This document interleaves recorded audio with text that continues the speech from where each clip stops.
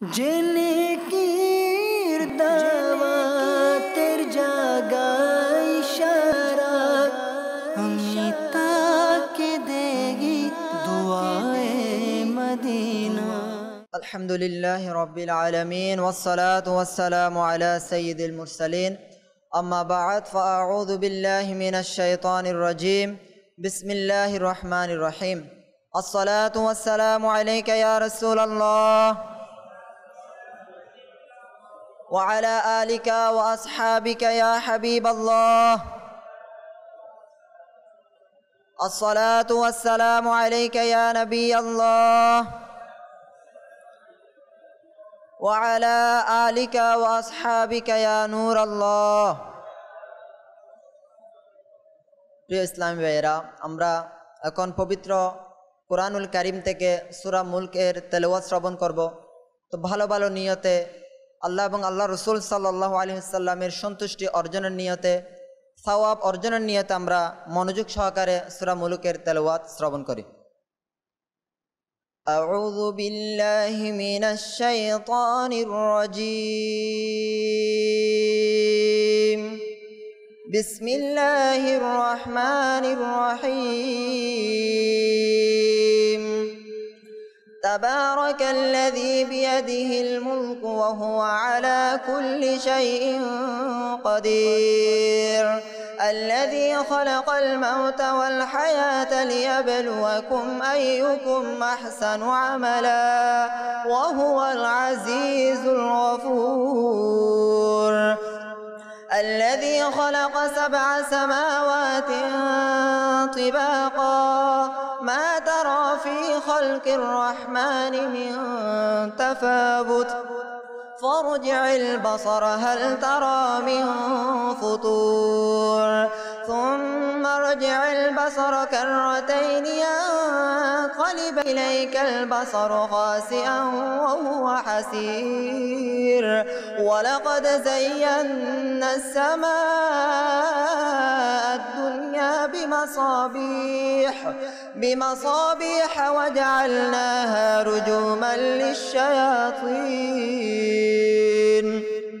رجوما للشياطين وأعتدنا لهم عذاب السعير وللذين كفروا بربهم عذاب جهنم وبئس المصير إذا ألقوا فيها سمعوا لها شهيقا وهي تفور تكاد تميز من الغيظ كلما ألقي فيها فوج سألهم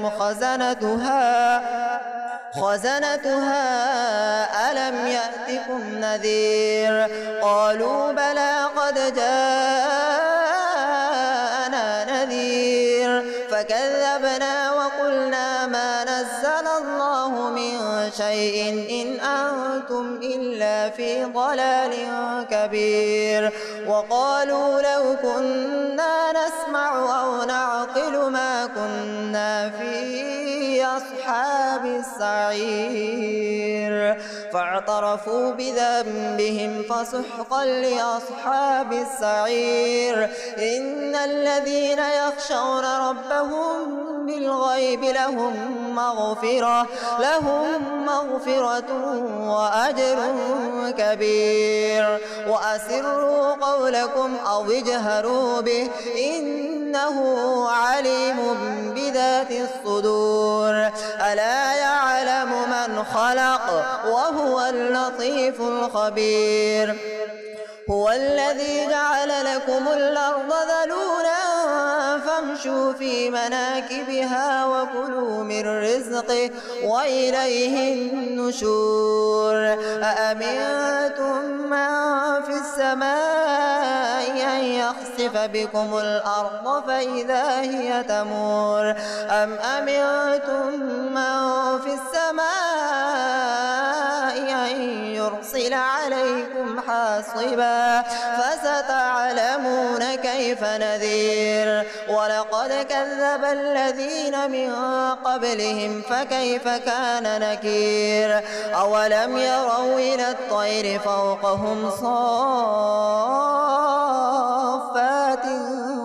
يقبضن ما يمسكهن إلا الرحمن إنه بكل شيء بصير أمن هذا الذي هو جند لكم ينصركم من دون الرحمن إن الكافرون إلا في غرور أمن هذا الذي يرزقكم إن أمسك رزقه بل لجوا في عتو ونفور أفمن يمشي مكبا على وجهه أهدى أمن يمشي سويا على صراط مستقيم قل هو الذي أنشأكم وجعل لكم السمع والأبصار والأفئدة قليلا ما تشكرون قل هو الذي ذرأكم في الأرض وإليه تحشرون ويقولون متى هذا الوعد إن كنتم صادقين قل إنما العلم عند الله وإنما أنا نذير مبين فلما رأوه زلفة سيئت وجوه الذين كفروا وقيل هذا الذي كنتم به تدعون قل أرأيتم إن أهلكني الله ومن معي أو رحمنا فمن يجير الكافرين من عذاب أليم قل هو الرحمن آمنا به وعليه توكلنا فستعلمون من هو في ضلال مبين قل أرأيتم إن أصبح ماؤكم غورا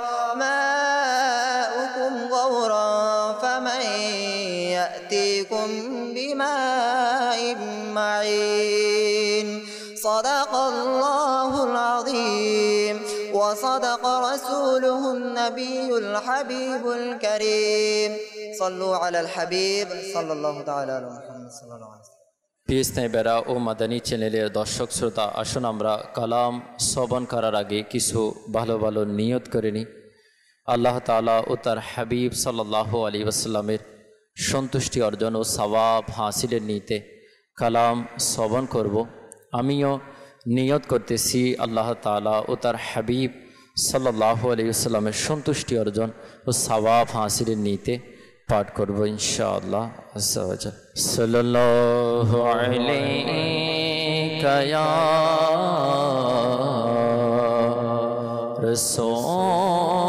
রাসূলুল্লাহ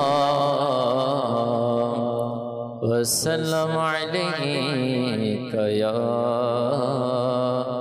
হাবিবাল্লাহ জীবনে হবে কি তোমার দিদার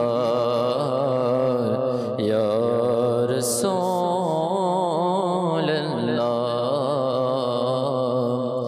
জীবনে হবে কি তোমার দিদার ইয়া রাসূলুল্লাহ ইয়া শায় রয়েছি আমরা গুনাহগার ইয়া রাসূলুল্লাহ সাল্লাল্লাহু আলাইকা ইয়া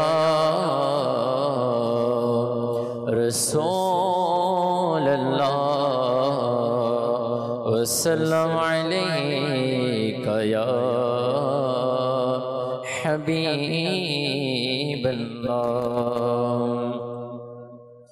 এ শহনশাহ মদিনা আসসালাতু ওয়া সালাম এ শহনশাহ মদিনা আসসালাতু ওয়া সালাম আরশে আযমের তারকা আরশে আযমের তারকা আসসালাতু ওয়া सलाम शहनशाह मदीना अस्सलातु वस्सलाम शहनशाह मदीना अस्सलातु वस्सलाम মুমিনেরা দরুদ পড়ো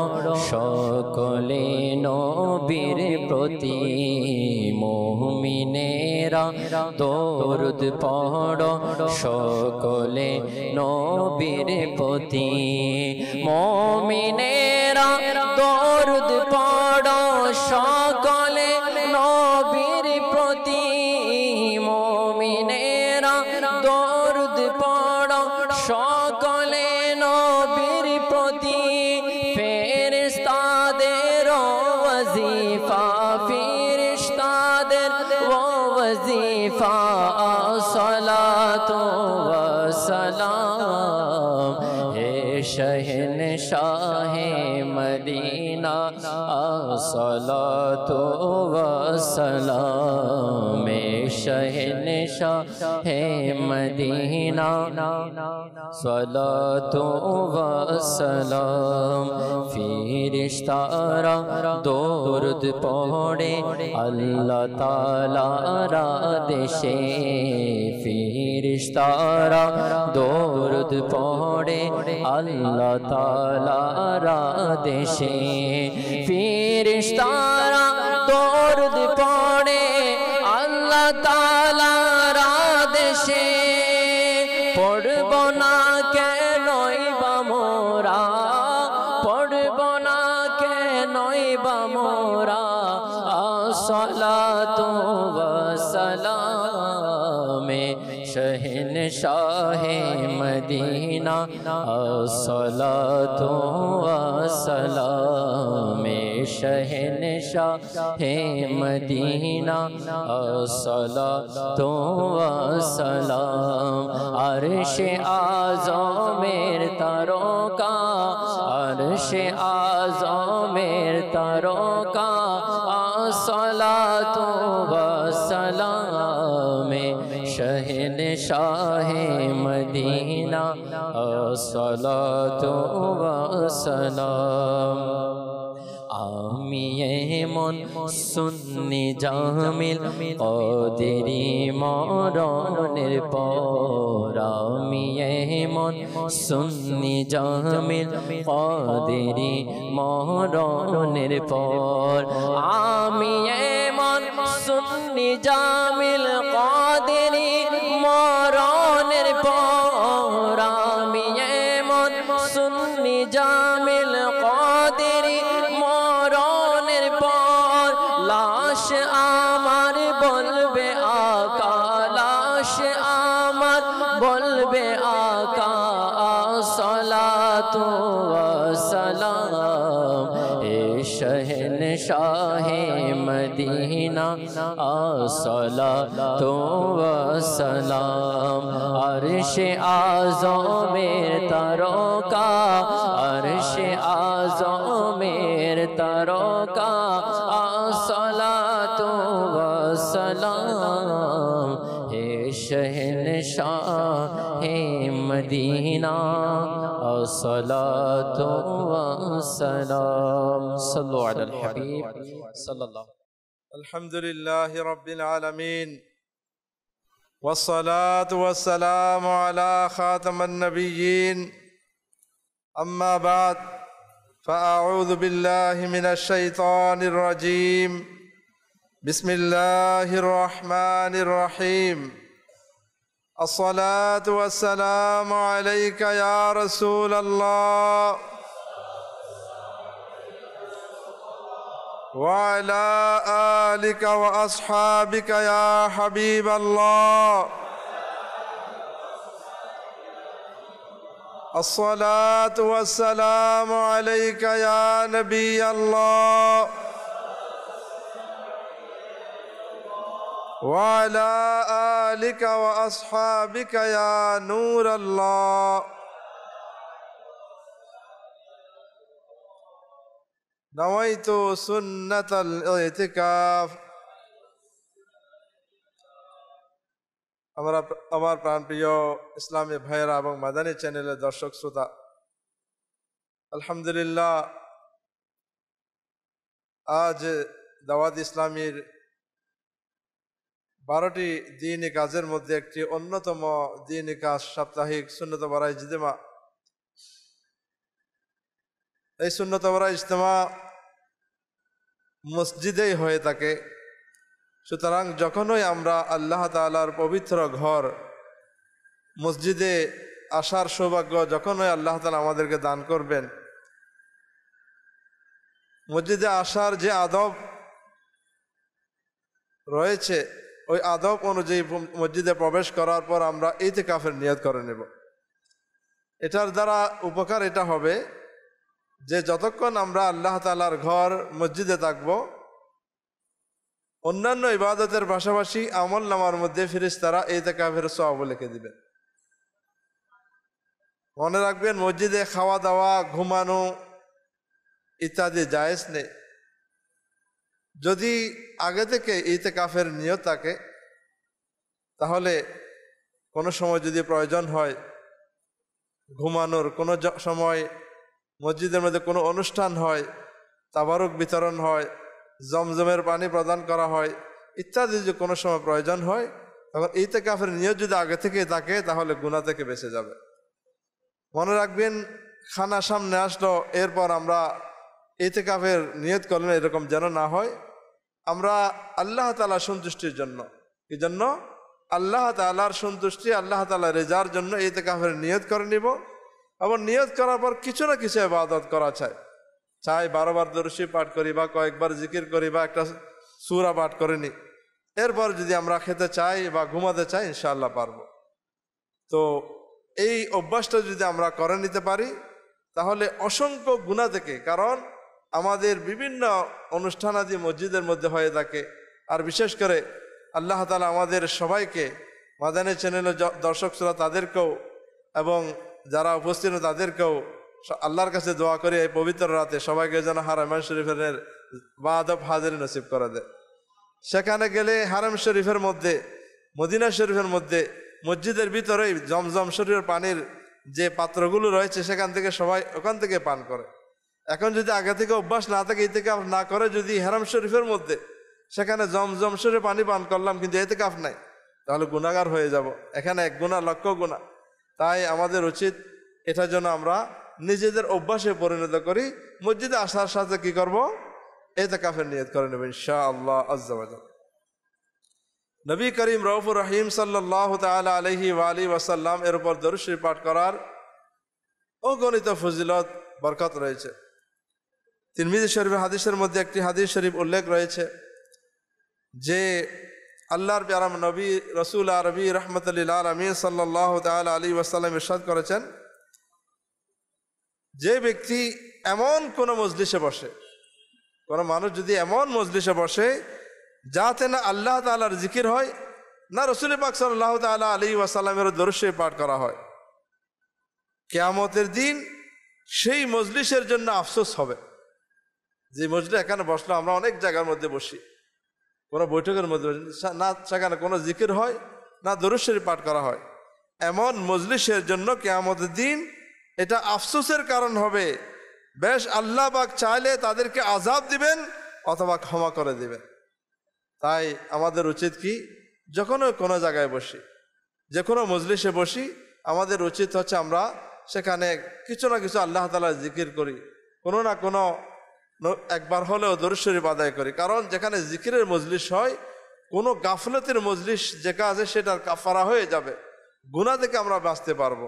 আল্লাহ তাআলা আমাদেরকে অধিক হারে দরুদ শরীফ পাঠ করার আল্লাহ তাআলা তৌফিক নসিব করুন, আমিন। সল্লু আলাল হাবিব সাল্লাল্লাহু তাআলা আলা মুহাম্মদ সাল্লাল্লাহু আলাইহি ওয়াসাল্লাম, সালাতাম ওয়া সালামান আলাইকা ইয়া রাসূলুল্লাহ সাল্লাল্লাহু আলাইহি ওয়াসাল্লাম। তাআলা হযরত রাহমাতুল্লাহি তাআলা আলাইহির সুন্দর আখলাক, ওনার ভালো চরিত্র সম্পর্কে আমরা শুনব, যাতে আমাদের জীবনও এমন মহামনীষীদের চরিত্র দেখে আমরা ওনাদের জীবনী থেকে আমরা শিক্ষা গ্রহণ করে আমাদের জীবনও সুন্দর করবো ইনশাআল্লাহ আজ্জা ওয়া জাল। আলা হযরত রাহমাতুল্লাহি তাআলা আলাইহির খলিফা ছিলেন সৈয়দ আইয়ুব আলী রজবি রহমতুল্লাহ তাআলা আলাই, ওনার থেকে আলা হযরত সম্পর্কে অনেকগুলো ঘটনা কিতাবের মধ্যে বর্ণিত রয়েছে। একজন লোক ছিল, একটু সমাজের মধ্যে প্রভাবপতি যার ছিল এবং টাকা পয়সাও ছিল। আলা হযরত রহমতুল্লাহ তাআলা আলাইহির দরবারে উনি প্রায় সময় আসতেন, আলা হযরতকে ভালোবাসতেন, ওনার দরবার আসতেন এবং কখনো কখনো আলা হযরত রহমতুল্লাহ ওনার বাড়িতে যেতেন। একদিন আলা হযরত রহমতুল্লাহ তাআলা আলাই ওনার বাড়িতে গেলেন। এমন সময় ওনার এলাকার একজন অত্যন্ত গরিব দরিদ্র লোক, এত গরিব মুসলমান, সে ওই লোকের ঘরে আসলো। সে এসে কোথায় বসবে কোথায় বসবে এটা দেখে একটা ভাঙ্গা খাট ছিল, সেখানে গিয়ে বসলো। কিন্তু ওই বেচারা, যার মধ্যে কিছু প্রভাব প্রতিপত্তি ছিল, কিছু টাকা পয়সা ছিল, উনি তো গরিব মানুষ, তাকে তো একটা বসার জায়গা তো দেয় নাই। সে বসার জন্য একটা ভাঙ্গা খাট ছিল, সেটাতে বসে সেটাও সহ্য করতে পারে না এবং তার দিকে এমন ভাবে তাকাচ্ছে যে মানে তুমি অনেক বড় অপরাধ করেছো, আমরা দুজন এত বড় বড় লোক এখানে উপস্থিত রয়েছি, তুমি এখানে এসে আমাদের সামনে একটা খাটের উপর বসে অনেক বড়, মানে তোমার আচরণটা সুন্দর হয় নাই, এরকম ভাব দেখে তার দিকে একদম রক্ত চক্ষু দিয়ে তাকাতে লাগলেন। এরকম যখন চোখে চোখে হলো, ওই গরিব বেচারা মনটা কিছু বলে নাই, কিন্তু চাহনিটা এমন ছিল, অনেকের চাহনি, অনেকের চোখের দৃষ্টিটাও মধ্যে বাসা রয়েছে। এই চাওয়ার মধ্যেও মানুষের কষ্ট আসে। এই জন্য মানুষের দিকে একটু যদি সুন্দর দৃষ্টি দেওয়া হয়, সেটাই ইবাদতে পরিণত হয়। এমন ভাবে চাইলেন, সে আর সেখানে বসে না, সে বেচারা সেখান থেকে উঠে গিয়েছেন। আলা হযরত রহমতুল্লাহ তাআলা আলাই এটা দেখে অত্যন্ত মর্মাহত হলেন, কিন্তু কিছু বলেন না। নেকির দাওয়াতের কিছু হিকমত রয়েছে, যে সাথে সাথে কাউকে কখনো কিছু বলে দেয়া। উনি এই হিকমতকে অবলম্বন করে ওই জিনিসটা, যদিও তার ঘরে আসা যাওয়া হতো, তার সাথে সম্পর্ক ছিল, কিন্তু এই আচরণটা পছন্দ হয়নি, কিন্তু কিছু বলেন নাই, সময়ের অপেক্ষায় রইলেন। একদিন কি হলো, ওই লোকটা আলা হযরত রহমতুল্লাহ তাআলা আলাইহির বাড়িতে আসলেন এবং বসে দুইজনে গল্প করছিলেন। এমন সময় করিম বক্স নামে একজন লোক, যিনি আলা হযরত রহমতুল্লাহ তাআলা আলাইহি দাড়ি মোবারকের খত লাগাতেন, অর্থাৎ এক মুষ্টি দাড়ি তো ওনার ছিলই, কিন্তু দাড়ির খত, দাড়িকে অনেক লম্বা হয়ে গেলে কাটা, এগুলি করার জন্য একজন নাফিদ, মুসলমান নাফিদ ওখানে আসতো, করিম বক্স যার নাম। উনি যখন আসলেন, উনি কোথায় বসবেন, আলা হযরত রহমতুল্লাহ তাআলা আলাইহি ওই সুযোগ, ওই যে ওইটার আমলি একটা জবাব, প্র্যাকটিক্যাল একটা জবাব দেওয়ার জন্য একটা সুযোগ পেয়ে গেলেন। বললেন, তুমি করিম বক্স, তুমি কি এদিক সেদিক দেখছো কেন, আসো বসো। একদম ওই লোকটির পাশে বসিয়ে দিলেন। যখন ওই লোকটির পাশে বসিয়ে দিলেন, ওখানে তো ভাঙ্গা ঘাটে বসছিল, সেটা সহ্য হয় নাই। এখন আলা হযরত রহমতুল্লাহ পাশে ওই লোকটি এবং তার পাশে একজন নাফিদকে বসিয়ে দেয়া কখনো সহ্য হবে? উনি কি করলেন, রাগে ফুসতে ফুসতে ফুসতে সেখানে আর বসলেন না এবং সেখান থেকে চলে গেলেন, আর কোনোদিন আলা হযরত দরবারে আসেন না। আমার প্রাণপ্রিয় ইসলামী ভাইয়েরা, আলা হযরত রহমতুল্লাহ তাআলা আলাইহি এমন ভাবে ওই লোককে শিক্ষা দিলেন যে বুঝাতে চেয়েছিলেন, হেদায়েতের মালিক আল্লাহ, যে মানুষ ছোট হোক বা বড় হোক, আমাদের অহংকার করতে নেই। আমরা কি করতে পারবো না, অহংকার করতে পারবো না। অহংকার ইসলামের শিক্ষার মধ্যে নেই, অহংকার ইসলামের মধ্যে নেই। অহংকারের যে পরিণতি, সেটার ব্যাপারে রাসূল পাক সাল্লাল্লাহু তাআলা আলাইহি ওয়াসাল্লামের হাদিসে পাকে, যেটা আমরা অনেকে জানি, যার মাঝে সরিষা দানা বরাবর কি থাকবে, অহংকার থাকবে, সেই জান্নাত দেখবে না। তো অহংকার যেন আমাদের মধ্যে না থাকে।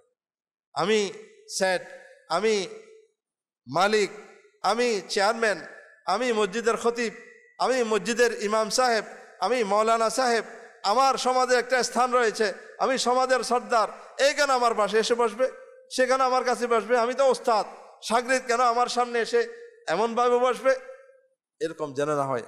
আমাদের যারা অধীনস্থ রয়েছে তাদের আদব রক্ষা করা তাদের ব্যাপার, যে কোনো বড় মুরব্বী, কোনো বুজুর্গানে দিন, কোনো ওলামা, এদের সামনে আমরা অত্যন্ত আদব সহকারে, এটা আমার ব্যাপার। কিন্তু একজন যারা উচ্চপদস্থ যারা রয়েছেন, যাদেরকে আল্লাহ তাআলা একটা মর্যাদা, তারা মর্যাদাকে চাইবে না।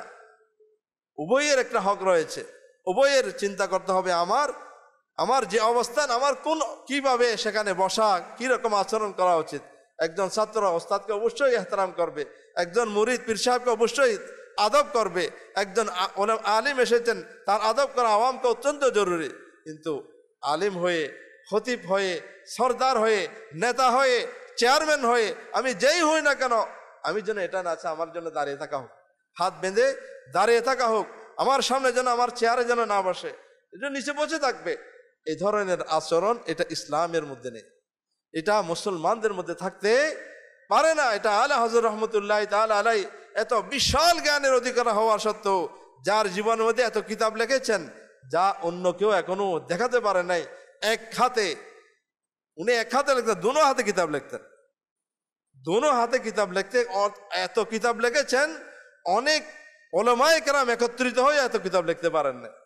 এত কিতাব আল্লাহ তাআলা ওনাকে এত জ্ঞান দান করেছেন। প্রায় অনেকে বলছে 50টির উপর, গবেষণা করতে করতে 100-150টির উপর বিষয়ের উপর উনি কলম ধরেছেন, এরকম গবেষণার মধ্যে এসেছে। এত জ্ঞান থাকা সত্ত্বেও আল্লাহ তাআলার এই বান্দার, এই শখসিয়তের, এই সত্তার এমন বিনয়ী স্বভাব ছিল, ওনার মধ্যে অহংকার কাছে আসতে পারে না। তো অহংকার থেকে আমরা ইনশাআল্লাহ নিয়ত করে নিই, অহংকার মুক্ত জীবন গঠন করবো ইনশাআল্লাহ। অহংকার এটা কখনো এটা মানুষের সম্মান হতো না। সমাজের প্রতিপত্তি, পয়সাওয়ালা, সমাজের কোনো পদের অধিকারী হওয়া, কোনো সমাজের মধ্যে সব বড় হওয়া, এটা সম্মানের জন্য কোনো একটা দলিল নয়। সম্মানের দলিল ইসলামের মধ্যে রয়েছে। আল্লাহর কাছে কে সম্মানী, আল্লাহর কাছে কে দামি, এটা আল্লাহ তাআলা আমার আপনার খালিক ও মালিক, আমার আপনার স্রষ্টা, আমাকে আপনাকে যে বানিয়েছেন ওনার চেয়ে বুঝবে এমন কেউ আছে? কেউ নাই। আল্লাহ তাআলাই সব কিছু জানেন, বুঝেন, ওনার কাছে যিনি সম্মানিত উনিই সম্মানিত। আল্লাহ তাআলা আমাদেরকে সেই বুঝ, সেই জ্ঞান দান করুক। এই ধরনের মানুষকে আমাদের সমাজের উপরে রাখার আমাদেরকে তৌফিক নসিব করুক। আল্লাহ তাআলা কোরআনে পাকের 26তম পারার সূরা হুজুরাতের 13 নম্বর আয়াতে আল্লাহ তাআলা ইরশাদ করেন, বিসমিল্লাহির রহমানির রহিম, ইন্না আকরামাকুম ইনদাল্লাহি আতকাকুম ইন্নাল্লাহা আলিমুন খবীর। আল্লাহ তাআলা ইরশাদ করেন, নিশ্চয়ই আল্লাহর নিকট তোমাদের মধ্যে অধিক সম্মানিত ব্যক্তি সেই যে তোমাদের মধ্যে সবচেয়ে বেশি পরহেজগার, যে সবচেয়ে বেশি মুত্তাকি। নিশ্চয় আল্লাহ তাআলা জানেন এবং খবর রাখেন। তাহলে বোঝা যাচ্ছে আল্লাহ তাআলার নিকট সম্মানিত ব্যক্তি কে? যে তাকওয়াবান, পরহেজগার, সৎ, আল্লাহ ভীরু, আল্লাহ তাআলাকে ভয় করে এমন লোকই হচ্ছে আল্লাহ তাআলার নিকট সম্মানিত। কিন্তু আমরা এদেরকে সম্মান করব না। আমাদের অভ্যাস, নামাজি ব্যক্তির প্রতি সম্মান আমার নাই। সে নামাজ পড়ে, সে আল্লাহ তাআলাকে ভয় করে, কিন্তু চলাফেরা একদম স্বাভাবিক, তার টিপটাপ কোনো পোশাক নাই, সে সাধারণভাবে চলে, তার সম্মান আমাদের কাছে নাই। আমাদের সম্মান যে আল্লাহ তাআলার নিকট যার সম্মান, আমরাও যদি তাকে সম্মান করতাম তাহলে আল্লাহ তাআলা আমাদের সমাজকে সুন্দর করে দিত। তো আমরা নিয়ত করে নিই এরকম তাকওয়া পরহেজগার যারা রয়েছেন তাদেরকে আমরা সম্মানের আসনে বসাবো ইনশাআল্লাহ। সে যদিও কাপড় সুন্দর না হোক, তার বেশভূষা সুন্দর না হোক, সে সমাজের কোনো পদের মধ্যে না থাকুক, কিন্তু তাকে দেখছি যে আল্লাহওয়ালা, সে আল্লাহ তাআলাকে ভয় করে, আল্লাহ তাআলার ইবাদত গুজার, আমরা তাদেরকে সম্মান করবো ইনশাআল্লাহ আযজা ওয়া জাল্লা। আমার প্রাণপ্রিয় ইসলামী ভাইয়েরা, রাসূল পাক সাল্লাল্লাহু তাআলা আলাইহি ওয়াসাল্লাম আমাদেরকে শিক্ষা দিয়েছেন, হে লোকেরা, তোমাদের প্রতিপালক, তোমাদের রব, তোমাদের পালন করতে এক এবং তোমাদের পিতা এক। অর্থাৎ আদম আলাইহিস সালাম তোমাদের পিতা, তোমাদের প্রভু আল্লাহ। কোন আরবির উপর আজমি বলা হয় যারা আরবি নয়, অনারবি। কোন আরবি আজমিদের উপর তাদের কোনো শ্রেষ্ঠত্ব নাই, কোন আরবির উপর কোনো শ্রেষ্ঠত্ব নাই, কোন ফর্সা ব্যক্তির কালো ব্যক্তির উপর কোনো শ্রেষ্ঠত্ব নেই, কোন কালো ব্যক্তির ফর্সা ব্যক্তির উপর কোনো ফজিলত নেই। তবে যারা পরহেজগার তারা অপরের চেয়ে উত্তম। যারা পরহেজগার, রাসূল পাক সাল্লাল্লাহু আলাইহি ওয়াসাল্লাম হাদিস, নিশ্চয় আল্লাহ তাআলার দরবারে তোমাদের মধ্যে বেশি সম্মানিত ব্যক্তি সেই যে তোমাদের মধ্যে বেশি পরহেজগার। তো আল্লাহ তাআলার কালামে পাক আমরা শুনলাম, রাসূল পাক সাল্লাল্লাহু আলাইহি ওয়াসাল্লাম হাদিসে শুনলাম। সম্মান কে পাবে? সম্মানের হকদার কে? যে আল্লাহ তাআলাকে ভয় করে, মুত্তাকি, পরহেজগার লোক সম্মানের পাত্র। আল্লাহ তাআলা এদেরকে ইজ্জত করা আমাদেরকে তৌফিক নসিব করুক। আমার প্রাণপ্রিয় ইসলামী ভাইয়েরা এবং মাদানী চ্যানেলের দর্শক শ্রোতা, আলা হযরত রহমতুল্লাহ তাআলা আলাই আমাদেরকে কোরআনে পাক দিয়ে এবং ওনার সৎ আখলাক, সুন্দর চরিত্র দিয়ে এভাবে মানুষকে শিক্ষা দিয়েছেন যে ইসলামের পথে কিভাবে চলতে হয়। উনি আমাদেরকে আল্লাহ তাআলার কোরআনের পথে যে কালামে পাক আমাদেরকে নাজিল করে সেই পথে ডেকেছেন। এটা মানুষ বুঝবে কিভাবে? অনেকে কালামে পাকের তর্জমা শুরু করে দিয়েছে, তর্জমা করে করে মানুষকে কোরআন পাক বোঝার সুযোগ করে দিয়েছে। কিন্তু এই সুযোগের মধ্যে কিছু এমন লোক এসেছে এ কোরআনের অনুবাদ করে আল্লাহ তাআলার কালামের দিকে মানুষকে ডেকে আল্লাহ তাআলার কালামের ভিতর দিয়ে মানুষকে গোমরাহ করার চেষ্টা চালিয়ে গেছে। কোরআনের অনুবাদ তো করেছে, কিন্তু এমন অনুবাদ করেছে সেই অনুবাদ যদি কেউ পড়ে তার ঈমানই থাকবে না। এমনভাবে ভুল অনুবাদ করেছে, ষড়যন্ত্রভাবে করেছে যে এই কোরআনের অনুবাদ পড়লে কোনো একজন সহি আকীদা মুসলমান সে আকীদার উপর অটল থাকতে পারবে না। আলা হযরত রহমতুল্লাহ তাআলা আলাইহি অনেক ওনার ব্যস্ততার মাঝেও উলামায়ে কেরামের অনুরোধে যে কোরআনে পাক দিয়ে যদি মানুষ গোমরাহ হয়ে যায়, আপনি মানুষকে গোমরাহ থেকে বাঁচাচ্ছেন, ও কোরআনে পাকের অনুবাদ যদি সঠিক অনুবাদ যদি মুসলমানের হাতে না থাকে তাহলে মুসলমানদের ঈমান আকীদা নষ্ট হয়ে যাওয়ার সম্ভাবনা রয়েছে। তাই উনি নিজে লেখেন নাই, শুধুমাত্র ওনার দুপুরের কাইলুলা, যেটা দুপুরের আরামের সময় উনি বলেছেন, আর ওনার শাগরিদ লিখেছেন। এই লিখতে লিখতে একটা তরজমায় কোরআন হয়েছে কানজুল ঈমান, যেটাকে আশেকে আলা হযরত আমির আহলে সুন্নাত দামাত বারকাতুহুল আলিয়া এটাকে এমন পছন্দ করেছেন, এবং পছন্দ করবে না কেন, যেটা দ্বারা মানুষ ঈমান বাঁচাবে, সেটাকে মুসলমানদের মধ্যে এমনভাবে গুলে পান করিয়ে দিচ্ছেন যে প্রত্যেক যারা দাওয়াত ইসলামের সাথে সম্পর্ক তাদের নিসাব করে সিলেবাস করে দিয়েছেন যে প্রত্যেক দিন 3 আয়াত করে তেলাওয়াত করবে, তফসির পড়বে, এবং খাজাইনুল ইরফান থেকে সেখান থেকে তফসির পড়া, অথবা আলহামদুলিল্লাহ দাওয়াত ইসলামীর থেকে প্রকাশিত তফসিরে সিরাতুল জিনান সেখান থেকে অন্তত 2 পৃষ্ঠা আমরা পড়ি। যদি আমরা এটা পড়তে পারি তাহলে কোরআনে পাকে আল্লাহ আমার প্রভু আমার খালেক ও মালিক উনি আমাদেরকে কি কি চিঠি দিয়েছেন। একটা চিঠি যদি বন্ধুর পায়, একটা মেসেজ হোয়াটসঅ্যাপের প্রত্যেকদিন একবার চেক করি আমার কে কোনো মেসেজ দিল কিনা, কিন্তু আল্লাহ তাআলা আমাদেরকে যে এত বড় মেসেজ দিয়েছে সেটাকে আমরা খুলে দেখি, দেখলেও সেখানে কি বলছে একটু কি ভেবে দেখেছি। তো এটা কোরআনে পাকের অনুবাদ তফসির এগুলো আমরা পড়ার চেষ্টা করি। তবে মনে রাখবেন, পড়ার অধিকার রয়েছে, জানার অধিকার রয়েছে, শিখুন, কিন্তু সিদ্ধান্ত দিতে যাবেন না। সিদ্ধান্ত দেওয়ার উলামায়ে কেরাম যাদেরকে আল্লাহ তাআলা অনেক জ্ঞান দিয়েছেন, তারা মুফতিয়ানে কেরাম, এদের থেকে আমরা সিদ্ধান্ত নেব, ফতোয়া নেব, ফতোয়া আমরা দিব না। আমরা শুধু ইলমে দ্বীন হাসিল করব, আল্লাহ তাআলা কি বলেছেন না বুঝলে উলামায়ে কেরাম থেকে বুঝিয়ে নেব।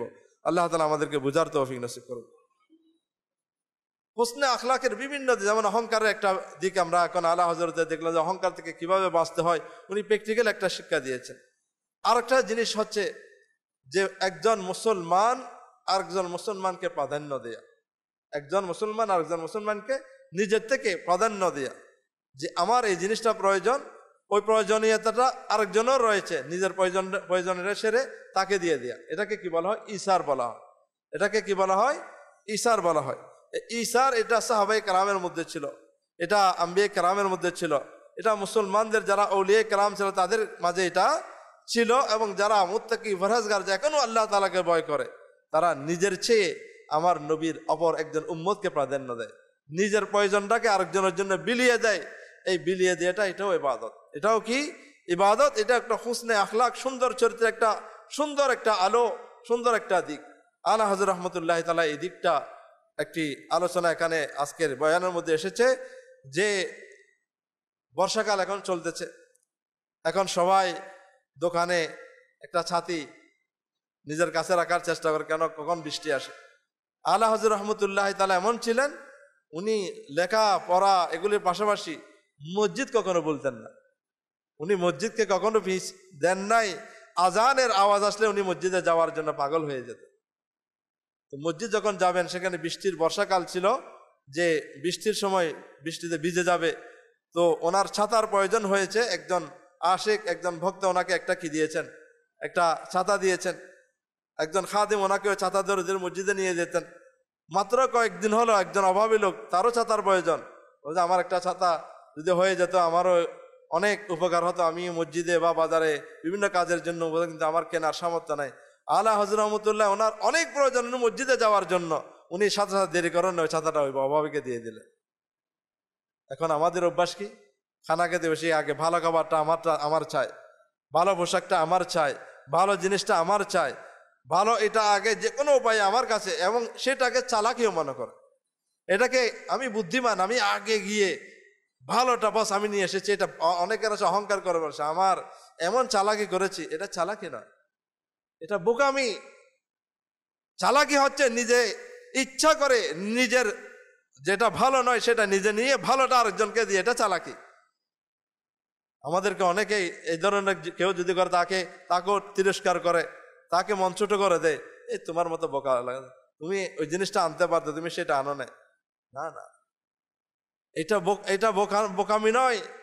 বোকামি হচ্ছে যেটা নিজের ভালোটা নিজে নিয়ে নেয়া, খারাপটা আরেকজনকে, এটা বোকামি। ভালোটা আরেকজনকে দিয়ে দিয়া এবং খারাপটা নিজে নিয়ে নেওয়া ইচ্ছাকৃতভাবে, অনিচ্ছায় না ইচ্ছাকৃতভাবে, এটা হচ্ছে বুদ্ধিমানের পরিচয়, এটা হচ্ছে সুন্দর আখলাক, এটাই ঈসার।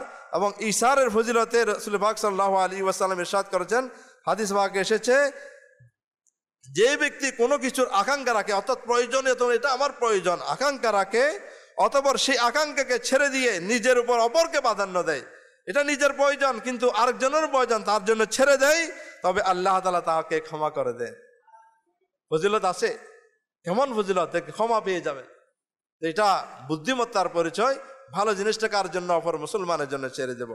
আমার প্রাণপ্রিয় মাদানী চ্যানেলের দর্শক শ্রোতা এবং উপস্থিত যারা রয়েছেন, যে আমরা আলা হযরত রাহমাতুল্লাহি তাআলা আলাইহি এই জন্মদিনের মধ্যে আমরা আলা হযরত রহমতের সুন্দর যে চরিত্র, এই চরিত্রের ব্যাপারে আমরা জানলাম যে আলা হযরত রহমতুল্লাহ অহংকার মুক্ত ছিলেন, মুসলমানদের প্রতি তার অত্যন্ত দরদ ছিলেন, ইসার করতেন, নিজের ভালো জিনিস অপরের জন্য বিলিয়ে দিতেন। উনি এমন একজন আলিম যিনি ফতোয়ায়ে রিজভির মতো এমন একটা ফতোয়া লিখছেন, অনেক ফতোয়া পৃথিবীর মধ্যে রয়েছে, বিভিন্ন ফতোয়া গ্রন্থ, যেগুলো অনেকগুলো ওলামায়ে কেরাম মিলে লিখেছেন। আলা হযরত এমন একজন ব্যক্তি, এক হাতে এক কলমে এমন একজন ফতোয়ায়ে রিজভি লিখছেন যেটা 30 খণ্ড, যেটার পৃষ্ঠা সংখ্যা কত জানেন? 22,000 পৃষ্ঠা। 22,000 পৃষ্ঠা। সেখানে বিভিন্ন জন প্রশ্ন করেছেন, সেটার উত্তর দিয়েছেন। কেউ ইংরেজিতে প্রশ্ন করেছে, ইংরেজিতে উত্তর দিয়েছেন। উর্দুতে বসে উর্দুতে উত্তর দিয়েছেন। আরবিতে প্রশ্ন করেছে, আরবিতে উত্তর দিয়েছেন। ফার্সিতে প্রশ্ন করেছে, ফার্সিতে, যে ভাষায়। কেউ যদি গদ্য আকারে প্রশ্ন করে, তাকে গদ্য আকারে উত্তর দিয়েছেন। কেউ যদি পদ্য আকারে, কবিতা আকারে যে প্রশ্ন, তাকে কবিতার দিয়ে উত্তর দিয়েছেন। ওনাকে আল্লাহ তাআলা এমন এলম দিয়েছেন। ওই সেখানে প্রশ্ন ছিল কয়টা? 6,847টি প্রশ্নের উত্তর ওই ফতোয়া রিজভির মধ্যে রয়েছে, বিভিন্ন বিষয়ের উপর। এবং 206টি রিসালা এই ফতোয়া রিজভির মধ্যে রয়েছে। আল্লাহ তাআলা এই ফতোয়া রিজভিয়া আল্লাহর কাছে দোয়া করে সেটা যেন বাংলা হয়ে যায়, আমাদের বাংলাভাষী সবাই যেন এটা আমরা পড়তে পারি। আল্লাহ তাআলা তৌফিক নসিব। ইনশাআল্লাহ দাওয়াত ইসলামী যেটাতে হাত দিয়েছে সেটা করে ছেড়েছে, ইনশাআল্লাহ একদিন সেই ফতোয়া রিজভি আমাদের কাছে বাংলা আসবে। আমরা সবাই দোয়া করি আল্লাহ যেন সেটা বাংলা আকারে যেন আমরা এত বড় বিশাল জ্ঞানের ভান্ডার আমরা যেন পড়তে পারি, এটার সাথে থেকে ইলম অর্জন করতে পারি। আলা হযরত রহমতুল্লাহ তাআলা আলাইহি উনি আল্লাহ তাআলার ইবাদত করতেন। আল্লাহ তাআলার হক আদায়ের ক্ষেত্রে উনি বিন্দু মাত্র কোনো ছাড় দিতেন না। কিন্তু দুইটা হক রয়েছে, একটা হচ্ছে আল্লাহর হক, একটা হচ্ছে বান্দার হক। আল্লাহর হক এর চাইতেও সবচেয়ে স্পর্শকাতর হচ্ছে বান্দার হক। কারণ কি? আল্লাহ তাআলার যে হক রয়েছে ইবাদত করা, ওনার যে আদেশগুলো সেগুলো মান্য করা, আর যেগুলো নিষেধ করেছেন সেগুলো থেকে বেঁচে থাকা, সেটা হচ্ছে আল্লাহ তাআলার হক। এখন এগুলো যদি আমরা না করি, এগুলো যদি বেশ কম হয়, আল্লাহ তাআলা গফুর রহিম, হয়তো মাফ করে দিবেন অথবা শাস্তি দিবেন, ওনার এখতিয়ার। কিন্তু আল্লাহ তাআলা এমন রহমান রহিম, অনেককেই আল্লাহ তাআলা ক্ষমা করে দিচ্ছেন। যদি ক্ষমা না করতেন তাহলে আমরা এক ফোঁটা পানি পাওয়া সম্ভব হতো না। এমন অপরাধ, এমন নাফরমানি আমাদের দ্বারা হয়ে যাচ্ছে। কে কত ওয়াক্তে নামাজ কাজা করে সেটা আমরা সবাই জানি। কিন্তু বান্দার হক যদি বান্দা মাফ না করে, তাহলে সেটা আল্লাহ ক্ষমা করবেন না, সেটা আল্লাহ ক্ষমা করবেন না। আলা হযরত রহমতুল্লাহ তাআলা সেই বান্দার হকের ব্যাপারে এমন ছিলেন, সেটাতে এমন আল্লাহ তাআলাকে ভয় করতেন। সেটার একটি ঘটনা এখানে এমন এসেছে যেটা অত্যন্ত মনকে নরম, মোমের মতো নরম করে দেয়। এমন একজন উচ্চ পর্যায়ের সত্তা এমন একটা কাজ কিভাবে করতে পারে? বান্দার হকের জন্য এমন নিচু কেমনে নামতে পারে? এমন নম্রতা কিভাবে দেখাতে পারে? আমরা কেন পারি না? আলা হযরত রহমতুল্লাহ তাআলা আলাইহি এত বেশি ব্যস্ততা সত্ত্বেও রমজান মাসের মতো মুবারক মাসকে উনি বৃথা দিতেন না। উনি রমজান মাসের মধ্যে ইতিকাফ করতেন। উনি কি করতেন? রমজান মাসের মধ্যে ইতিকাফ করতেন। 10 দিনের ইতিকাফ উনি ত্যাগ করতেন না, কারণ এটার মধ্যে অসংখ্য বরকত রয়েছে। এটার মধ্যে কি রয়েছে? অসংখ্য বরকত রয়েছে। উনি ইতিকাফে বসেছেন, তো ওনার জন্য ঘর থেকে খানা আনা। উনি ইফতারের সময় তেমন খানা খেতেন না, খেজুর পানি দিয়ে ইফতার করতেন, এবং ইফতারের পর একটু পান খেতেন, এবং সেহরির সময় একটু ফিন্নি খেতেন। ফিন্নি, ক্ষীর যেগুলো আছে এগুলো হচ্ছে সামান্য খানা। এগুলো ছাড়া কিছু খেতেন না। কিন্তু যেগুলি খেতেন উনি নিয়মিত ছিলেন, এটার একটু অনেক করা অভ্যাস ছিল। এখন এবং কিছু চাটনিও ফিরনির সাথে ছিল। একদিন মাগরিবের নামাজের পর ওনার যে পান আসার কথা সে নিয়ে আসবে, সে আসে নাই। এখন ওই সময়টা তার গুরুত্বপূর্ণ সময়, এখন এটা দেরি হয়ে যাচ্ছে, প্রায় 2 ঘন্টা হয়ে গিয়েছে, আসে নাই। অস্থির হয়ে গেলেন আলা হযরত রহমতুল্লাহ। তার 2 ঘন্টা পর যখন ওইটা নিয়ে আসলেন, আলা হযরত রহমতুল্লাহ একটু জালালি হালতে এসে ওই বাচ্চা, ছোট বাচ্চা ছিল, নাবালক বাচ্চা, তাকে একটা জোরে থাপ্পড় লাগিয়ে দিলেন। থাপ্পড় লাগিয়ে ঈশার নামাজ আদায় করে সেহরির সময় যখন হলো, ওই শিশুটিকে উনি আফসোস করতে লাগলেন, আমি কি করলাম, আমি এটা কি করলাম। এটা যে নিয়ে এসে তার দোষ তো না, যে পাঠিয়েছে তার দোষ এটা, এই ছোট বাচ্চার তো কোনো দোষ নাই। উনি সেহরির সময় ওই শিশুকে ডাকে বললেন, আমি সন্ধ্যায় তোমার উপর অন্যায় করেছি, অপরাধ করেছি, অন্যায় করেছি, তোমাকে তারপর দিয়েছি, এটা তো দোষ তো তোমার না, এটা তো যে পাঠিয়েছে সে দেরিতে পাঠিয়েছি বলে তুমি দেরিতে এনেছ, তোমার তো কোনো দোষ নাই। কিন্তু আমি তো অজ্ঞতাবশত, অজানাবশত আমার রাগ এসেছিল, সেই জন্য আমি তারপর দিয়েছি। আমি তোমার উপর অন্যায় করেছি, অন্যায় আচরণ করেছি। এখন আলা হযরত রহমতুল্লাহ তাআলা আলাইহি কি করলেন, ওনার টুপি সব খুলে ছোট বাচ্চাকে ডেকে বললেন, আমার এখানে থাপ্পড় দাও, জোরে থাপ্পড় দাও, আমি অন্যায় করেছিলাম। একটা নাবালক বাচ্চা, আর যিনি আশিকদের এত মানুষের ইমাম, যাকে দেখার জন্য সবাই অপেক্ষায় থাকে, এমন একজন ইমাম, একজন ছোট বাচ্চা না, আমাকে থাপ্পড় দাও, টুপি সব খুলে আমাকে থাপ্পড় দাও। ওই বাচ্চা একজন এত বড় আলেম, সে ভয়ে কাঁপতে লাগলো, হুজুর আমি না, আমাকে মাফ করে দাও, আমি আপনাকে মাফ করে দিয়েছি। আলা হযরত রহমতুল্লাহ, তুমি এখনো নাবালক বাবা, তুমি মাফ করার অধিকার তোমার নাই, তোমাকে থাপ্পড় মারতেই হবে, কারণ তুমি মাফ করলেও কিছু হবে না, আমি আল্লাহ তাআলার দরবার থেকে পার পাবো না, আমাকে মারো। সে ভয় পাচ্ছে, ছোট বাচ্চা। তাকে উনি কিছু একটা বক্সের মধ্যে অনেক পয়সা দেখালেন। বাচ্চাদেরকে পয়সা দেখালে একটু কি, উনি একটু টাকা পয়সা এনে বলে, তোমাকে এগুলো দেবো, তুমি আমাকে একটা থাপ্পড় দাও, আমাকে একটা থাপ্পড় দাও। সে তারপর দিয়েছে, হুজুর আমি আপনাকে ক্ষমা করে দিয়েছি। আর না পেরে দেখতেছে বাচ্চাটা দিবে না, সে তার সাহস নাই, সে হাত, আলা হযরত ওই বাচ্চার হাত নিয়ে নিজের মুখের মধ্যে জোরে জোরে থাপ্পড় মারলেন এবং তাকে অনেকগুলো পয়সা দিয়ে বিদায় দিয়ে দিলেন। একজন ইমাম, যাকে আমরা বলি আলা হযরত রহমতুল্লাহ তাআলা আলাইহি, উনি অত্যন্ত কঠোর ছিলেন, অত্যন্ত কঠিন ছিলেন, অত্যন্ত, ওনার ব্যাপারে অনেকের ধারণা এরকম যে ওনার ব্যবহার ভালো ছিল না। দেখেন আলা হযরত রহমতুল্লাহ কেমন নরম ছিলেন, কেমন আল্লাহ তাআলার ভয় কাজ করেছিল। একদম ছোট বাচ্চা থাপ্পড় দিয়েছে, সেটার বিনিময় আল্লাহ তাআলার ভয়ে কাঁপতে রইলেন এবং নিজের হাতে থাপ্পড়টা খেয়ে তাকে টাকা পয়সা দিয়ে তাকে খুশি করে রাজি করালেন। আমার প্রাণপ্রিয় ইসলামী ভাইয়া, মুসলিম শরীফের হাদিসের মধ্যে রয়েছে, রাসূলুল্লাহ পাক সাল্লাল্লাহু আলাইহি ওয়াসাল্লাম ইরশাদ করেছেন, সাহাবায়ে কেরামকে জিজ্ঞেস করলেন, তোমরা কি জানো নিঃস্বকে? সবাই বললেন, যার টাকা পয়সা নাই, দুনিয়াবি সম্পদ নাই, তারাই তো নিঃস্ব। বলে না, কিয়ামতের দিন হাজী সাহেব আসবে, অনেক দান খয়রাতকারী, অনেক বড় বড় নেকির বোঝা নিয়ে আসবে, কিন্তু সে কাউকে গালি দিয়েছিল, কাউকে মন্দ বলেছিল, কাউকে কারোর উপর জুলুম করেছিল। এই জুলুমের বদলা গুলো নেওয়ার জন্য তারা আসবে, তাদেরকে সেগুলো দিতে দিতে তার সকল নেকি শেষ হয়ে যাবে, শেষ পর্যন্ত আর কোনো নেকি বাকি থাকবে না। যারা হকদার তাদের হক বাকি থেকে যাবে, তাদের গুনাহগুলো তার মাথায় দিয়ে তাকে জাহান্নামে নিক্ষেপ করা হবে। তাই সে হচ্ছে নিঃস্ব। আমরা যারা অনেক নেককার লোক আছে এখানে, আমাদের দাওয়াত ইসলামীর অনেক মাহলের মধ্যে, পরিবেশের মধ্যে যারা আসেন, অনেকেই নামাজি, আমরা কয়েকদিন আসার কারণে মাদানী কাফেলার মধ্যে নামাজি হয়ে গেছি, বা অনেকে হজ করে আসার পর বা কিছুদিনের মধ্যে আমরা পরিবর্তন হয়ে মসজিদমুখী হয়েছি। এর মধ্যে অহংকার চলে আসে, এর মধ্যে যে কেউ নামাজ না বলে তাকে একদম আমরা ভালোবাসি না, তাদেরকে ছোট চোখে দেখি, এরকম যেন না হই। আমরা আল্লাহ তাআলা বিনয়ী হই, যত বেশি আল্লাহ ওয়ালা হয় তত বেশি বিনয়ী হতে হবে। না জানি আল্লাহ তাআলা কোন কাজের উপর কার উপর রাজি হয়ে গেছে, আমরা জানি না। আমার প্রাণপ্রিয় ইসলামী ভাইয়েরা, আলা হযরত রহমতুল্লাহ তাআলা আলাইহির চরিত্রের মধ্যে এটা ছিল, উনি বান্দার হকের মধ্যে ভয় করতেন, উনি ইসার করতেন, ওনার মধ্যে অহংকার ছিল না। শুধু তাই নয়, উম্মতে মুহাম্মদী সাল্লাল্লাহু আলাইহি ওয়াসাল্লামের জন্য ওনার দরদ এমন ছিল, উনি সব সময় সকল মুসলমানের জন্য হাত তুলে দোয়া করতেন। যত মুসলমানের নাম ওনার সাথে সম্পর্কে তাদের লিস্ট তৈরি করে তাদের নাম ধরে ধরে দোয়া করতেন। আর এটার ফজিলত রয়েছে। এটার ফজিলত কি, যে রাসূল পাক সাল্লাল্লাহু তাআলা আলাইহি ওয়া আলিহি ওয়াসাল্লাম আল্লাহ তাআলা কোরআনে পাকের মধ্যে এটার ব্যাপারে তাকিদ দিয়েছেন। আল্লাহ তাআলা ইরশাদ করেন, ওয়াস্তাগফির লিযামবিকা ওয়ালিল মুমিনিনা ওয়াল মুমিনাত, আর হে মাহবুব আপন খাস লোকদের এবং সাধারণ মুসলমান পুরুষ ও নারীদের পাপ রাশির জন্য ক্ষমা প্রার্থনা করুন। আল্লাহ তাআলা আদেশ দিচ্ছেন নিজের জন্য এবং মানুষের জন্য মাগফিরাত চান। এবং একদিন রাসূল পাক সাল্লাল্লাহু আলাইহি ওয়াসাল্লাম দেখলেন একটা লোক আল্লাহ তাআলা দরবার দোয়া আল্লাহুম্মা গফিরলি আল্লাহুম্মা গফিরলি।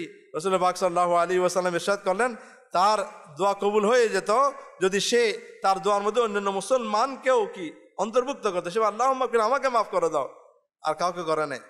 আর যে ব্যক্তি আল্লাহুম্মা গফিরলি ওয়া লিকুল্লি মুমিনিন ওয়া মুমিনা, আমাকে এবং সমস্ত মুমিন মুমিনা মাফ করে দাও, যতজন মুমিন মুমিনাত রয়েছে সকলের বরাবর যতগুলি মুমিন মুমিনা রয়েছে পৃথিবীর মধ্যে, যাদের জন্য আমরা ক্ষমা প্রার্থনা করেছি, দোয়া করেছি, এতটুকু দোয়া আল্লাহুম্মা গফিরলি ওয়া লিকুল্লি মুমিনিন ওয়া মুমিনাত, যত লক্ষ কোটি কত গণা যাবে না, এত নেকি আমার আমলের মধ্যে আল্লাহ তাআলা লিখে দিবেন। ফায়দাই ফায়দা। এজন্য আমরা দোয়া করি আল্লাহুম্মা গফিরলি ওয়া লিকুল্লি মুমিনিন ওয়াল মুমিনাত।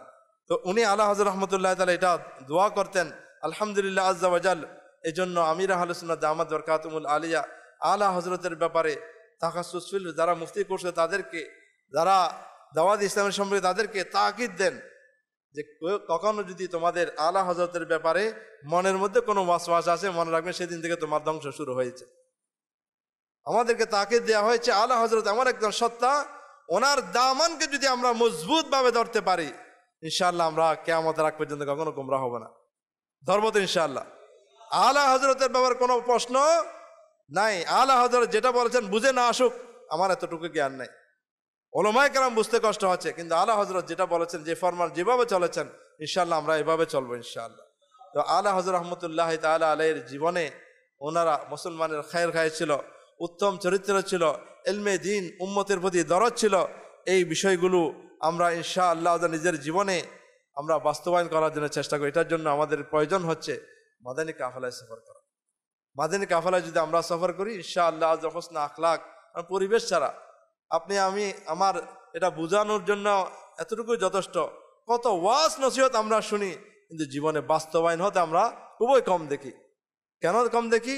এটা হচ্ছে আমাদেরকে যদি পরিবর্তন জীবনে আনতে চায় আমাদের সোহবতের প্রয়োজন আছে, আমাদেরকে সঙ্গের প্রয়োজন আছে। সঙ্গ ছাড়া মানুষ পরিবর্তন হয় না। যে যে সঙ্গে থাকে ওই সঙ্গের তার রং তার মধ্যে চড়ে যায়। তাই দাওয়াত ইসলামী মাদানী কাফেলা যখন আমরা সফর করব, দুনিয়াদারির কিছু কাজকর্মকে আমরা কিছুদিনের জন্য স্টক রেখে যখন আল্লাহ তাআলা ঘরের মেহমান হয়ে যাব, সেখানে তাহাজ্জুদের জন্য উঠানো হবে, সেখানে মুসলমানদেরকে জাগানো হবে, সেখানে সুন্নতগুলো শেখানো হবে, সুন্নত অনুযায়ী শোয়ানো হবে, সুন্নত অনুযায়ী খাওয়ানো হবে।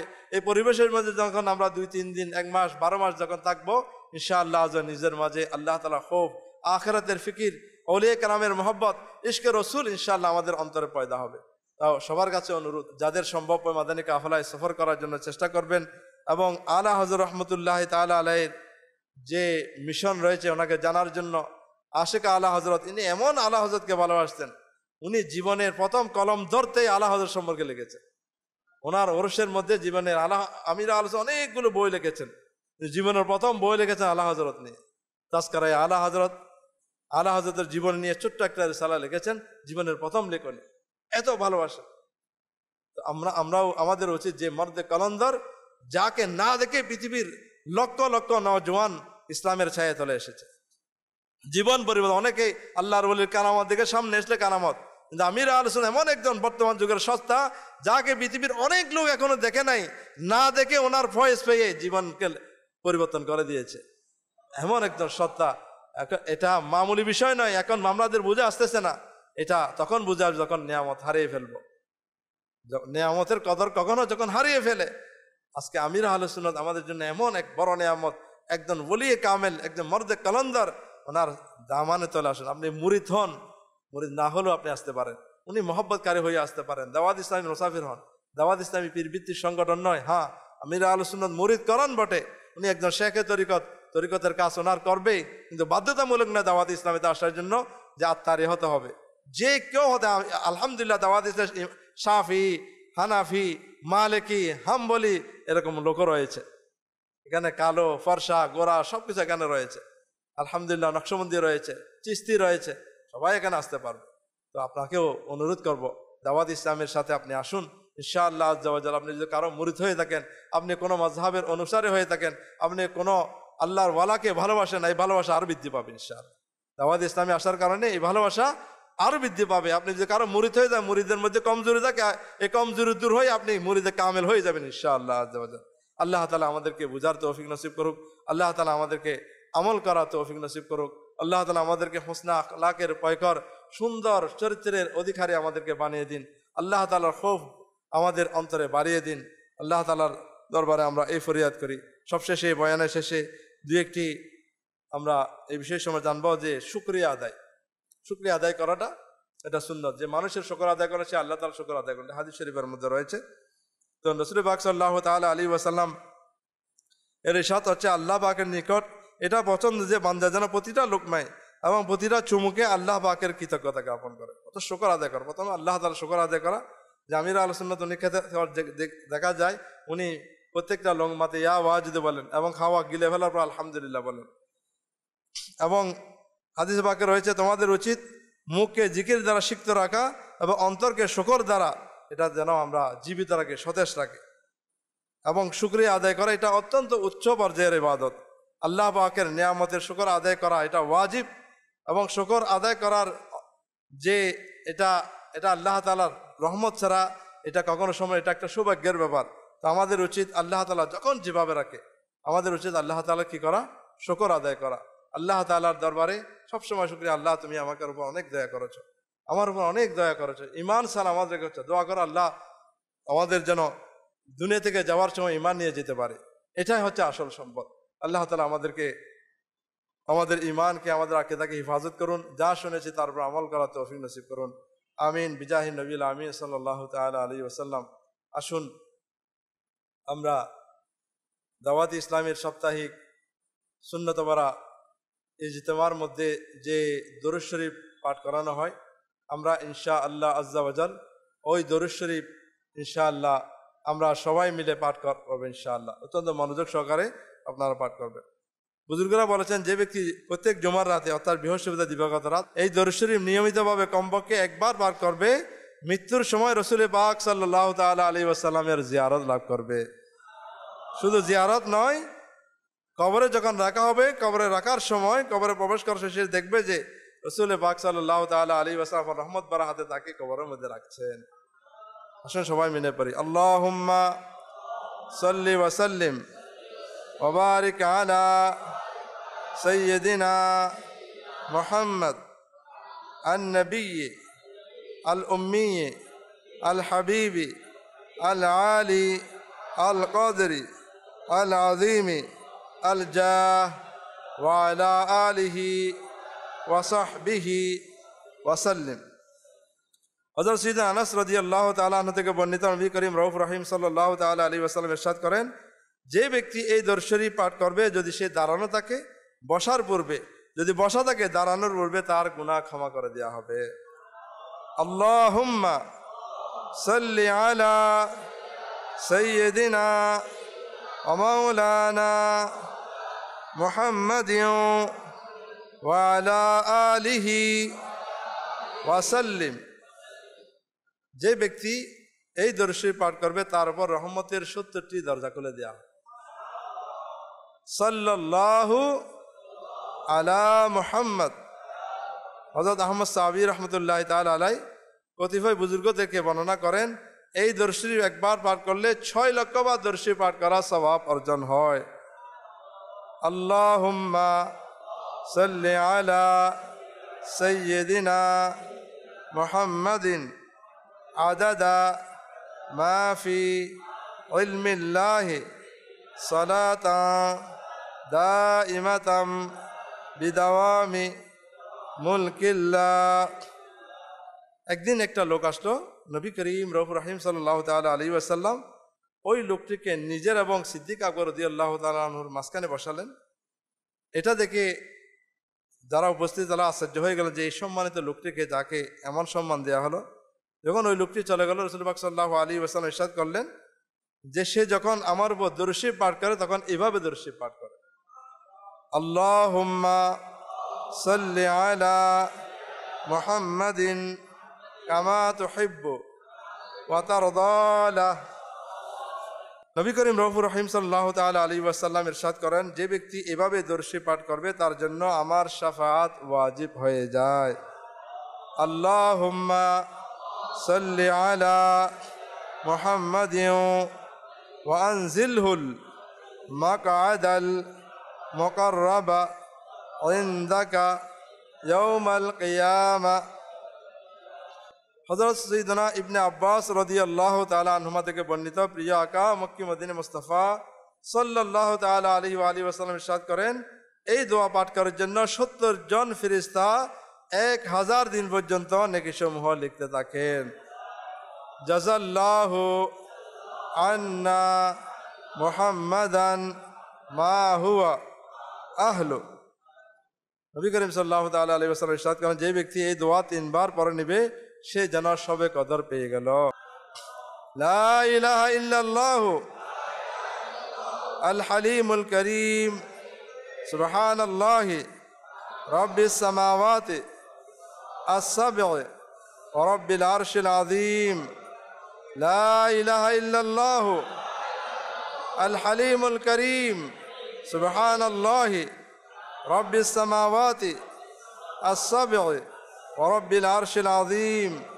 লা ইলাহা ইল্লাল্লাহু আল হালিমুল করিম সুবহানাল্লাহি রাব্বিস সামাওয়াতি আস-সাব'i ওয়া রাব্বিল আরশিল আযীম।